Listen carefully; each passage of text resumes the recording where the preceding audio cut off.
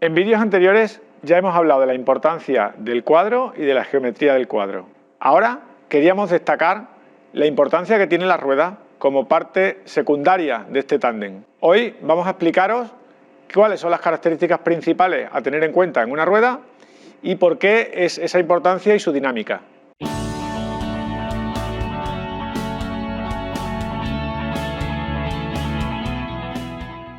Como decíamos, las ruedas después del cuadro es la parte de mayor importancia en el comportamiento de la bicicleta, para bien o para mal. Ahora vamos a puntualizar las características principales de las ruedas, que serían fortaleza, resistencia a la torsión y capacidad de rotación. Cuando nos referimos a fortaleza, estamos hablando de esa capacidad que tiene una rueda de resistir todos estos impactos que sufre cuando va circulando bien en campo, bien en asfalto, en el campo en circunstancias muy complicadas, tipo terreno pedregoso, con raíces, o en el asfalto o carreteras cortadas o incluso en zonas adoquinadas. Esta resistencia se refiere a aguantar todo este tipo de envites que va a sufrir la rueda. En una rueda, como por ejemplo esta que tenemos en la mano, la fortaleza la notaríamos antes de usarla en la resistencia que tienen los radios a la torsión, en la capacidad del aro, la fortaleza que pueda tener el aro, si es de doble pared, si es de una pared, si la estructura principal, lo que es el aro, es de carbono, y por supuesto la resistencia del buje a desprenderse de él parte de los radios.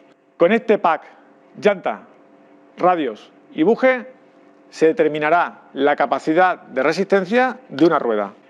La fortaleza de la rueda vendrá determinada por la cualidad de la llanta, el material en el que está fabricado, por supuesto la marca de la llanta, si es carbono, si es aluminio, si lleva doble pared, si el material es insertado, es una parte de aluminio con una parte de carbono, si es simplemente una lámina de aluminio. Por otro lado tendríamos los radios, la fortaleza de los radios, el material con el que están hechos y la tensión en la que viene hecha la rueda. Y por último el buje, que es el que soporta esa tensión de los radios desde el centro y asimismo soporta también unos rodamientos o unas bolas o lo que lleve dentro para hacerlo girar. Todo este es el pack que conforma una rueda y determina su fortaleza. Con estas indicaciones que estábamos dando, podríamos separar, por tanto, la capacidad de aguante de un aro de carbono, que es mucho más elástico que un aro de aluminio. Asimismo, un aro de aluminio con doble pared tendrá mucha más fortaleza que uno simple.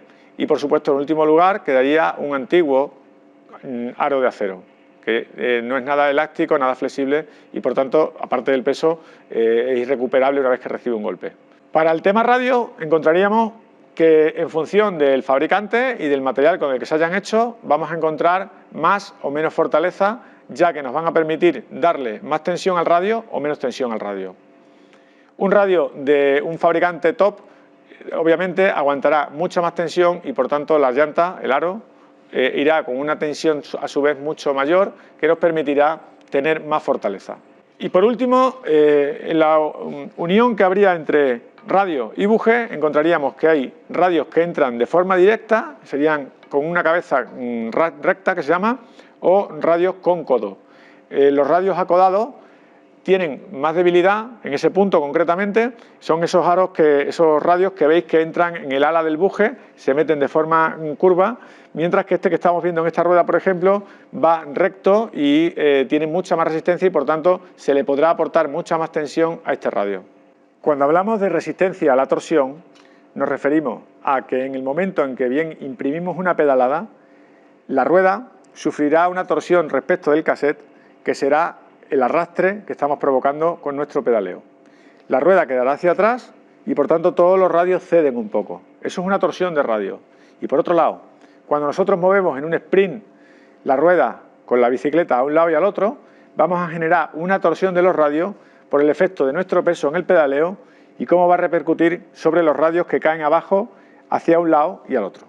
Toda esa torsión que se provoca en esta rueda, en la que sea, va a ser absorción de nuestra energía de pedaleo que se perderá en esa fatiga del material. Por tanto, cuanto una rueda sea más resistente a esa torsión, conseguiremos optimizar el rendimiento nuestro. Esa sensación de aprovechamiento de la energía se refleja en que cuando dais una pedalada a la bicicleta percibís que la bicicleta como que se embala más rápidamente. Y esto normalmente se nota muchísimo cuando tenéis una bicicleta montada con una X rueda y de repente dais una mejora, hacéis una mejora de rueda en vuestra bicicleta y rápidamente en las primeras pedaladas ese día concretamente vais a notar que el rendimiento de la bicicleta aumenta. El último punto que tenemos que tocar es lo que es la capacidad de giro de una rueda.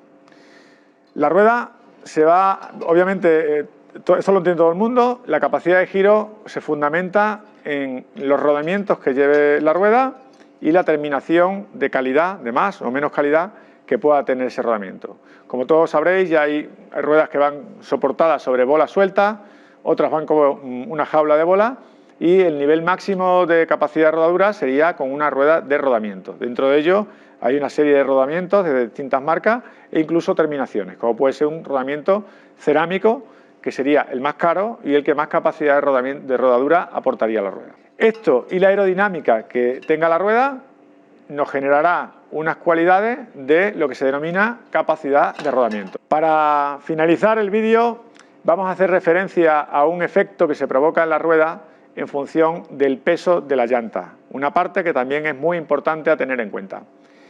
Normalmente, sabéis que todos los ciclistas os tenéis en pie, aparte por las cualidades dinámicas y por las habilidades que tengáis en la conducción, por un efecto que se denomina efecto giroscópico, que cuando le damos a la rueda a girar, pues nos permite mantener ese equilibrio.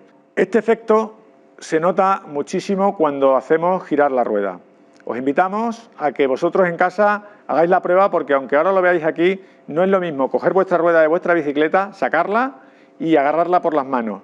Cuanto más carga de peso tenga, hacerlo con la prueba con cubierta y sin cubierta, ya veréis.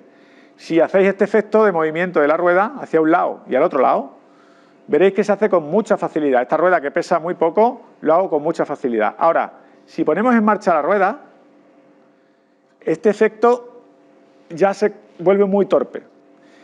Entonces, con esto queríamos deciros, si en el aro hay una carga de peso enorme o superior a lo que nosotros quisiéramos, lo que vamos a denotar es que esta rueda se ralentiza en los movimientos de control. O sea, queremos girar a un lado o al otro. Esa bicicleta se vuelve torpe. Y claro, el objetivo no es precisamente ese. El objetivo es que la bicicleta no solo gire bien la rueda, sino que la movamos con fluidez. Por eso es tan importante que el aro sea muy leve y la consecuencia de que sean de carbono, aparte de por la adaptación al terreno, por la absorción de impacto, es porque también conseguimos menor peso con una gran fortaleza. Os recordamos que todos estos productos, ruedas y repuestos de cualquier rueda, sea núcleo, radios, llanta, cualquier cosa, lo tenemos a disposición en labicicleta.net. Esperamos que os haya gustado el vídeo y sea de utilidad. Nada más, un saludo y hasta la próxima.